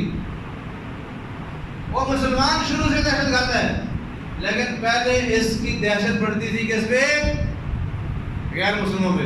اب اس کی دہشت کا رخ کدھر ہو گیا؟ اب مسلمان سے مسلمان ڈر رہا ہے، اب مسلمان کو قتل کر رہا ہے، اب مسلمان کا خون بہا رہا ہے۔ یہ دہشت گرد ہیں نہیں، بنا دیے گئے، بنا دیے گئے۔ دہشت گردوں نے ان کا روپ دھار لیا ہے۔ بھارا جو جیکٹ بنتی ہے، جو دھماکہ ہوتا ہے، وہ داڑھی والا ہی ہوتا ہے۔ وہ کیا ہوتا ہے؟ تو جس طرح ہم داڑیاں بنا سکتے ہیں، تو راہ کے ایجنٹ بھی داڑیاں رکھ سکتے ہیں کہ نہیں؟ وہ پیسہ دے کے داڑیاں رکھوا سکتے ہیں کہ نہیں؟ تو یہ دوسرا کھلاڑی ہے یہ پاکستان کی، ہمارے ملک کی سیاست کا موجودہ اسلامی فکر۔ یہ بھی کچھ تھوڑے بہت کوئی پیلی ہریاں پگڑیاں شریاں پہن کے اسمبلیوں میں تھوڑے سے نظریے بھی آتے ہیں۔ تیسرا جی، ڈنڈے والی سرکار، بندوقوں والی سرکار، عسکری قوت۔ ان کا ترجمہ کیا لکھا ہوا ہے؟ جمہوریت دشمن۔ یہ کہتے ہیں ٹینک ہمارے پاس ہیں، گولیاں ہمارے پاس ہیں، بندوقیں ہمارے پاس ہیں، جہاز ہمارے پاس ہیں، میزائل ہمارے پاس ہیں، چھولیاں ہمارے پاس ہیں۔ تم ہوتے کون ہو حکومت کے چکر میں پڑنے والے؟ رات کے 12:30 بجے پکڑو ڈالی، نکلو باہر، چلو یہ کرو کام نہیں تو وہ سائن کرو چلو بات. تو ہمارے عسکری اداروں کی جو سوچ ہے وہ یہ ہے وہ ان دونوں کو کنٹرول دیکھنا چاہتے ہیں. آپ میرے محترم بھائیوں سنیں تھوڑا ٹیک چھوڑنے دیتے تھوڑی سی یہ دیواروں میں تھوڑی سی آگے ہو گئے. مزے کی بات کرنے لگا ہوں اس لیے کہہ رہا ہوں میں کچھ سزا کے طور پہ نہیں کہہ رہا. تھوڑی سی حرکت سے نا دیکھو یہ کرسی پڑی ہے میں بڑے آرام سے بیٹھ کے دے سکتا تھا. میں بڑے آرام سے یہ گفتگو بیٹھ کے کر سکتا تھا لیکن مجھے پتا ہے میں بیٹھ گیا تو قوم تو پہلے ہی بیٹھی ہوئی ہے. کون تو پہلے ہی بیٹھی ہوئی ہے. تو اس وقت جو اگر آپ سمجھنا چاہتے ہیں نا کہ ملک میں ہو کیا رہا ہے تو یہ 3 جملے سنیں. یہ لوگ جو ہے نا یہ جو اسمبلی والے ہیں یہ کہتے ہیں کہ بھائی یہ اسلام کا بھی کوئی ڈنڈا نہیں چلنا چاہیے. یہ بھی بھارت اور یہ فوج شوج یہ بھی ہمارے پیسے کھاتے ہیں ہمارا ٹیکس پہ پلتے ہیں. دونوں کو آؤٹ کرو. اسمبلی والے کیا سوچ ہے دونوں کو ختم کرو. کوئی بھی کھا کے پہلے کھانا یہ کھا جاتے ہیں اور یہ دھماکے شماکے بہت کرتے ہیں. یہ فتوے لگاتے ہیں. یہ دھماکوں والی سرکار ہے اور یہ ڈنڈے والی سرکار ہمارا سارا بجٹ کھا جاتے ہیں اور اپنے جناب انہوں نے بیریئر ڈاؤن بنائے ہوئے. تو ان کی خیال ہے کہ پہلے نواز شریف صاحب نے ٹرائی کی پھر عمران نے ٹرائی کی پھر سب نے ٹرائی کی ہے کہ بھائی ان سب کو فارغ کرو. ان دونوں طبقوں کو مائنس کرنے کے لیے انہوں نے 75 سال سے کوشش کی ہے کیونکہ یہ جاگیردار ہیں وڈیرے ہیں سرمایہ دار ہیں. اچھا ان کو موقع ملا تو انہوں نے کہا کہ بھائی ہمارے پاس تو قرآن ہے حدیث ہے. انہوں نے قرآن حدیث کی چھری بھی کہا کہ تم بھی بھارت. انہوں نے کہا کہ پاکستان بنا لا الہ الا اللہ کی بنیاد پہ قربانیاں ہم نے دی ہیں نماز ہم پڑھاتے ہیں خطرے ہم کرتے ہیں کلمہ ہم پڑھاتے ہیں جنازہ ہم پڑھاتے ہیں نکاح ہم پڑھاتے ہیں غسل ہم دیتے ہیں. تم ایسے مامے بنے ہوئے پاکستان کے. چلو بھائی ان کی خواہش ہے کہ ان کو بھی بھارت کرو ان کو بھارت. یہ سارے فارغ ہیں. کمال ہے بھائی زبردست. اور ان کا میں پہلے بتا دوں یہ تینوں ایک دوسرے کو مائنس کرنے کے چکر میں اور ملک چل رہا ہے اور ملک چل رہا ہے. یہ ہے اصلی صورتحال. اصلی صورتحال یہ ہے کہ تینوں کسی کو اور یاد رکھیں قیامت تک یہ تینوں کسی کو مائنس نہیں کر سکتے. پاکستان میں ہندو رہتے ہیں نا مائنس کر سکتے ہیں. پاکستان میں عیسائی رہتے ہیں مائنس کر سکتے ہیں.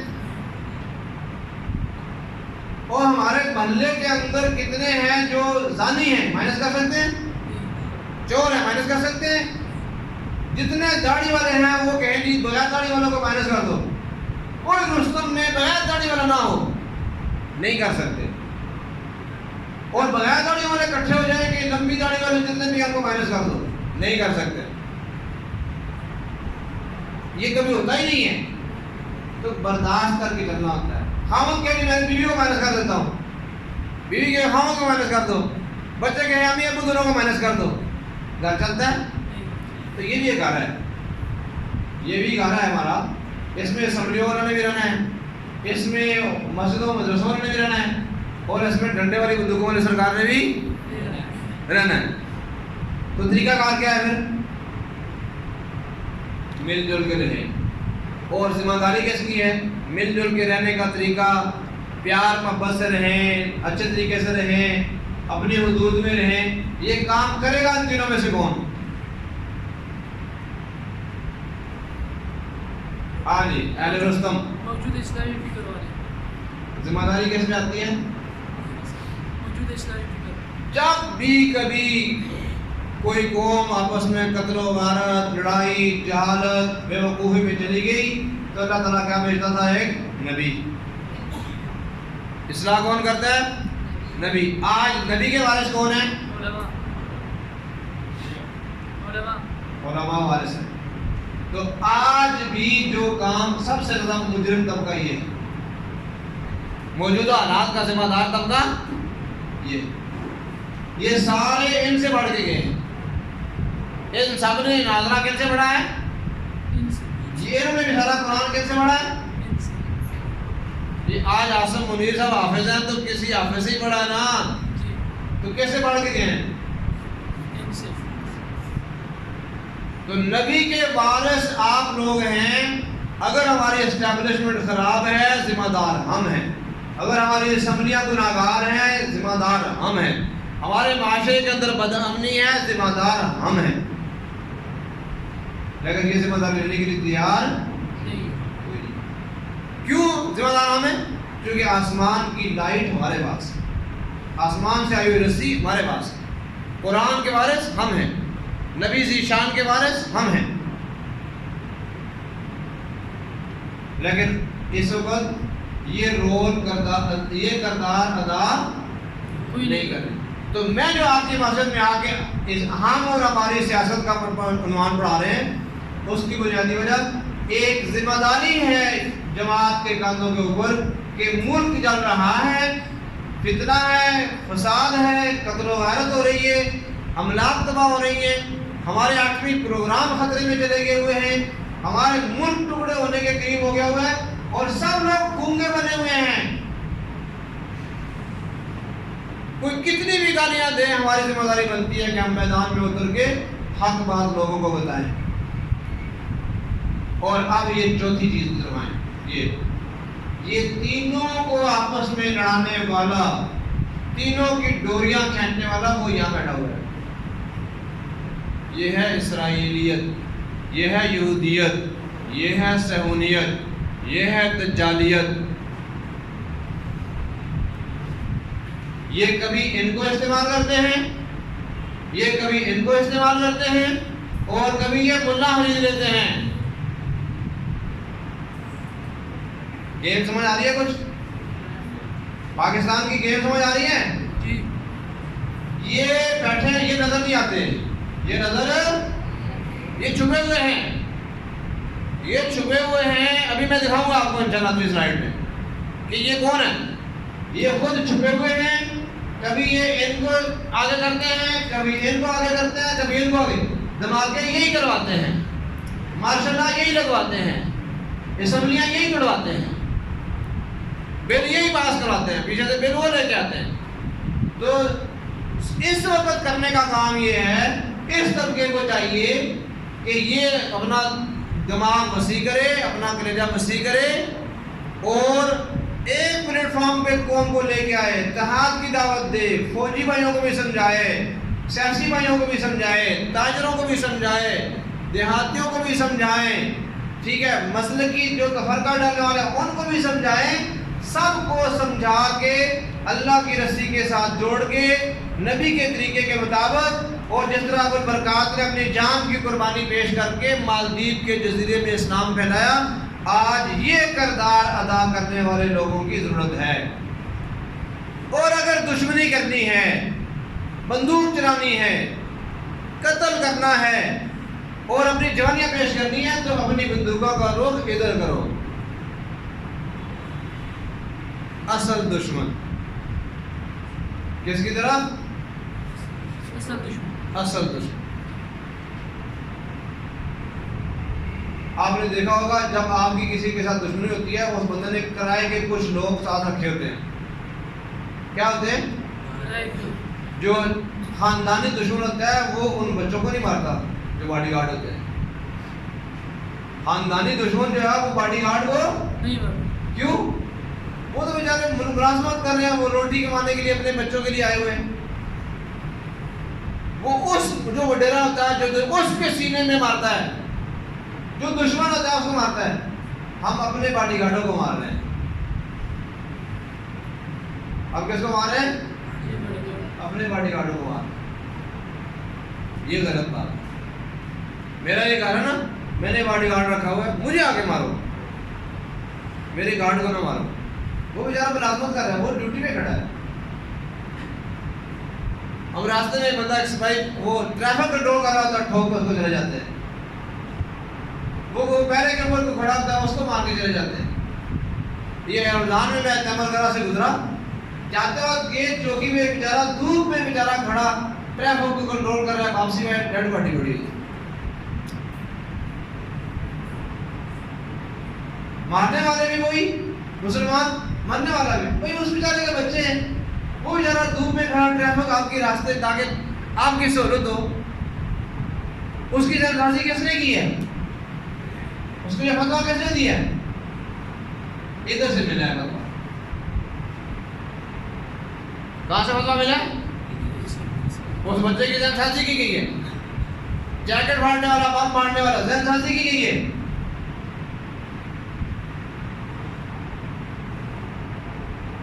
ذہن سازی اس کی کرنی چاہیے. اس کے لیے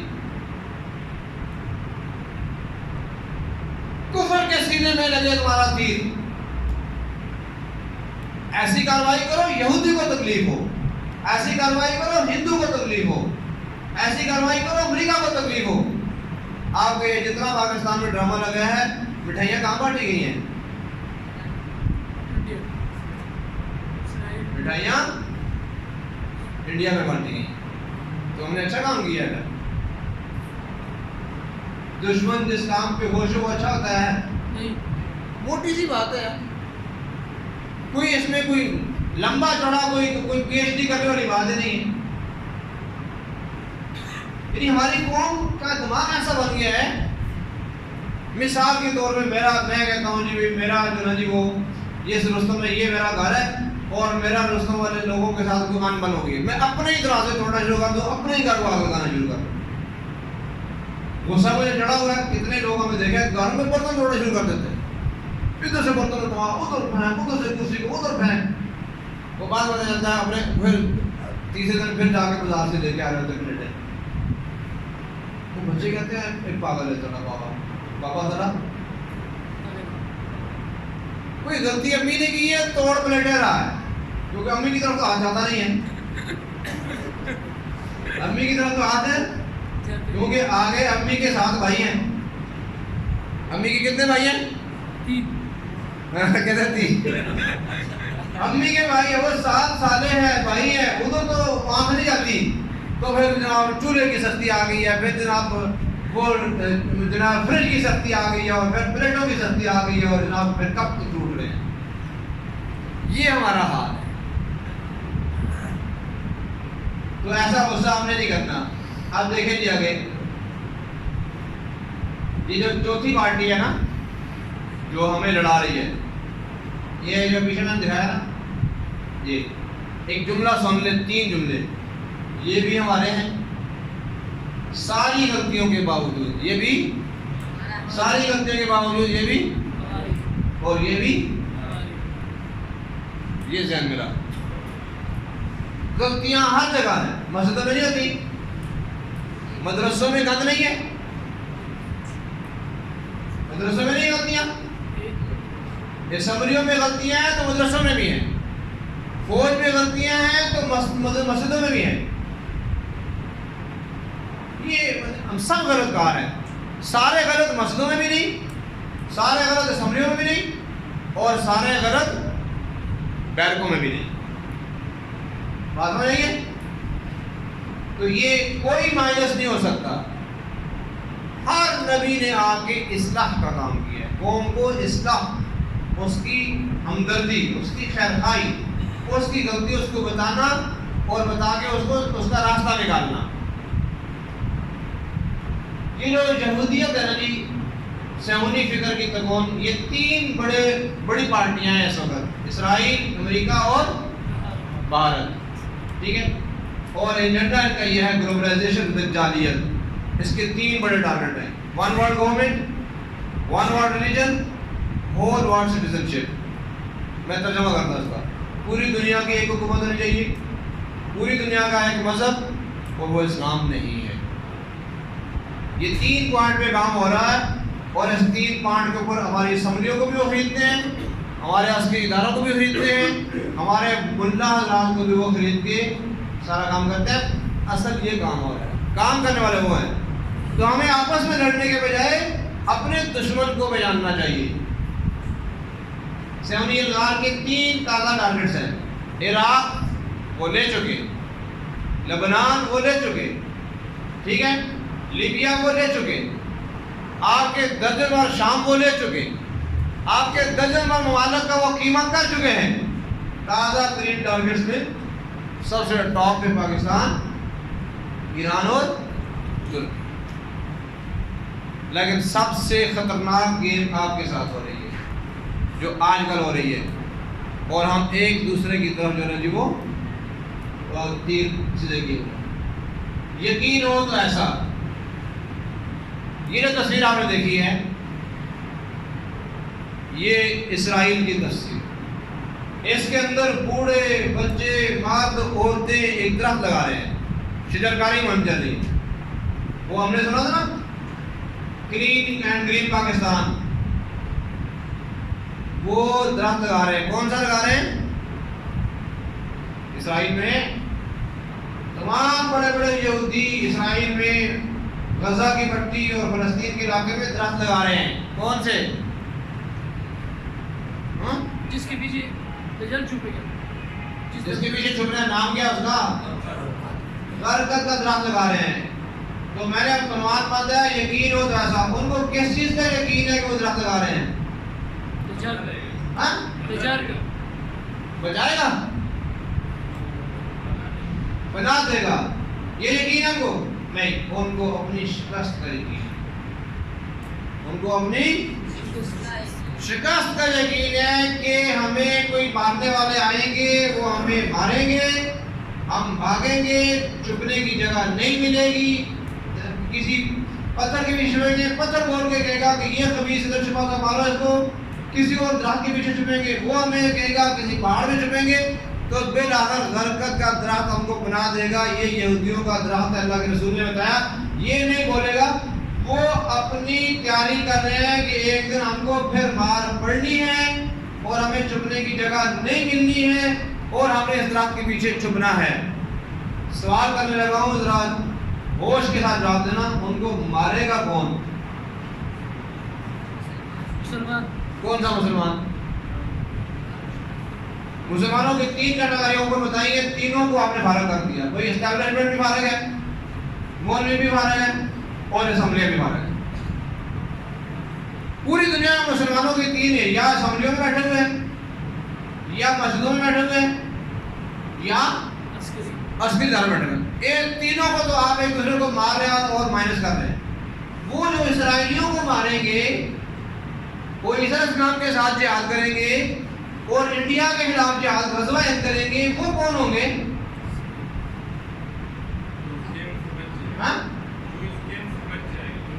جو بچ جائے گا، مطلب وہ سارے کے سارے جمہوری ہو گئے ہیں نا. وہ اسمبلیوں میں چلے گئے ہیں، الیکشن لڑتے ہیں، کوئی عسکری داروں میں چلے گئے ہیں، کوئی مسجد مدرسہ سنبھال کے بیٹھ گئے ہیں، کوئی الیکشنوں میں چلے گئے ہیں. ان کی خباثت کو ختم کرنے والا کون ہوگا؟ کون مارے گا ان کو؟ جو ان کو سمجھے گا. وہ کون ہے؟ آج کل کدھر ہے؟ اگر ہم موجودہ صاحب سے دیکھیں وہ کون لوگ ہیں؟ انشاءاللہ ہم ہوں گے. انشاءاللہ آپ نے تو مرکزی مسلم لیگ بنا لی ہے. ابھی انشاءاللہ سب مل کر آگے چلیں گے. نہیں، اگر مرکزی مسلم لیگ بنا کے بھی ہم لڑیں ٹھیک ہے؟ نہیں لڑیں گے نہیں ابھی نا. ہاں، جب مرکزی مل مسلم لیگ بن گئے تو پھر لڑائی جھگڑے ختم ہو جائیں گے انشاءاللہ. ختم ہو جائیں گے. ہاں جی، وہ کوئی بات سمجھ میں آ رہی ہے رستم والے بھائیوں کو؟ میں اشارے کے نام میں بات کر رہا ہوں. ہم ہی لڑیں گے انشاءاللہ. ہم ہی کیسے لڑیں گے؟ اس طرح لڑیں گے کہ وہ چائے کا کھوکھا چلانے والا RSS کا وہ گنڈا جس کا نام مودی ہے، کیا چلاتا تھا؟ یہ چائے بنانے والا. چائے بنانے والا کہاں پہنچ گیا؟ اسمبلی میں. کہاں پہنچ گیا؟ اور وہاں بیٹھ کے ہمارے کشمیر کو کیا کر رہا ہے؟ یہ کشمیر کی جو حالت کی ہے کہاں بیٹھ کے کی ہے؟ ٹھیک ہے. یہ ایک ہندوستان کے سمجھ میں آئی بات. امریکہ عیسائی ہے، یونائٹڈ نیشن کا اور ہمارا جو حشر کیا ہے کس نے کیا ہے؟ امریکہ نے. کہاں بیٹھ کے؟ اسمبلی سے. اور تیسرا اسرائیل، یہ شمون پیریس دوسرے تیسرے اور ڈیوڈ بن-گوریون نے بنانے والا، اور آج کل کا جو ہے یہ موجودہ وزیر اعظم، یہ کٹر یہودی اسمبلیوں میں، کٹر عیسائی اسمبلیوں میں، کٹر ہندو اسمبلیوں میں. کٹر مسلمان کہاں ہیں؟ مسجدوں میں. انہوں نے گھر سے مسجد، مسجد سے گھر سے مسجد، مسجد سے گھر. بازار کوئی مسئلہ نہیں، صنعت کوئی مسئلہ نہیں، انجینئر کوئی مسئلہ نہیں، ڈاکٹری کوئی مسئلہ نہیں، جہاز اڑانا کوئی نہیں. ہمارا کام ہی نہیں. جہاز ہم نے نہیں اڑانے، اخبار ہم نے نہیں اڑانے، ٹی وی ہم نے نہیں چلانے، کالج ہم نے نہیں بنانے، یونیورسٹیاں ہم نے نہیں بنانی، بازار ہم نے نہیں چلانے، کوئی دنیا کا کام ہم نے نہیں کرنا. ہم نے بس تسبیح پکڑنی ہے، سبحان اللہ، الحمدللہ، اللہ اکبر. ہاں جی، پیچھے سے امام کے 2 رکعت نماز فرض، پیچھے سے امام کے 4 رکعت نماز فرض، روزے آگے روزے رکھیں گے.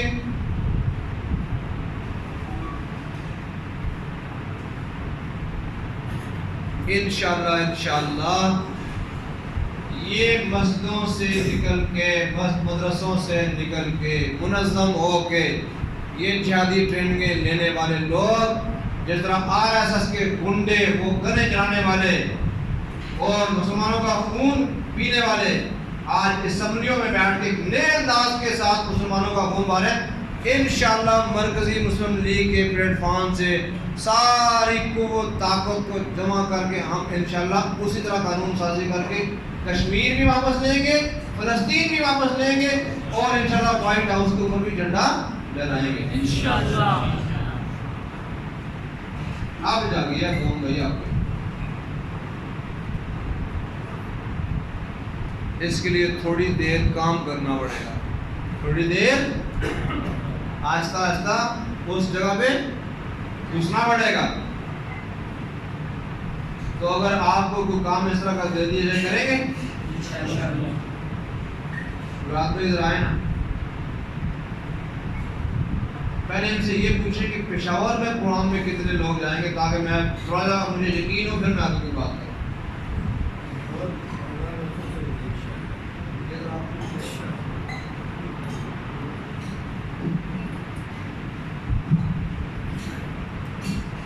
ٹیلیویژن کے چینل کی